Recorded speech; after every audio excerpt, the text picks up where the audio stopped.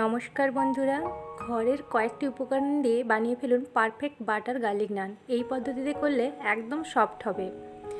2 cup ময়দা, 1 চামচ লবণ, 1 চামচ চিনি এবং 1.5 চামচের মতন বেকিং সোডা দিয়ে ভালো করে চেলে নিতে হবে। ভালো করে চেলে নেওয়ার পরে ওতে 2 চামচ মতন সয়াবিন তেল দিয়ে ভালো করে ময়ান দিয়ে নিয়ে 100 গ্রামের মতন দই দিয়ে ভালো করে মেখে নিতে হবে। এবার 1.5 কাপের মতন দুধ অল্প অল্প করে মাখিয়ে পারফেক্ট ডো বানিয়ে নিতে হবে। এবার এই ডোটাকে ঢাকা দিয়ে রেখে দিতে হবে ফরমেট হওয়ার জন্য। এবার ঢাকা খুলে বলগুলো তৈরি করে নিতে হবে। এবার এটাকে তেল দিয়ে হালকা করে বেলে নিতে হবে। বেশি চাপ দেওয়া যাবে না, বেশি পাতলাও হবে না, একটু মোটা হবে।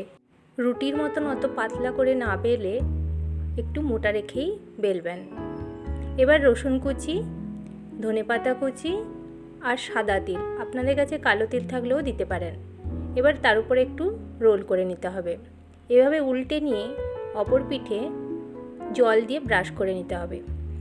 এদিকে ফ্রাই প্যানটা গরম হলে জলের দিকটা দিয়ে ঢাকা দিয়ে দিতে হবে।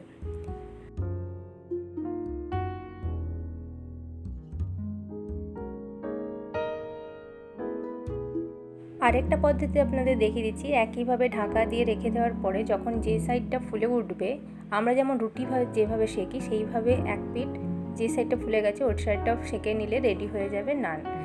নানগুলো গরম থাকা অবস্থায় বাটার লাগিয়ে নিতে হবে। এবার এই দুটি পদ্ধতির মধ্যে আপনারা নান বানিয়ে দেখতে পারেন। গরম গরম নান রেডি করে পছন্দ মতন সবজির সাথে সার্ভ করুন, অবশ্যই ভালো লাগবে। আমার ভিডিওটি দেখার জন্য অসংখ্য ধন্যবাদ।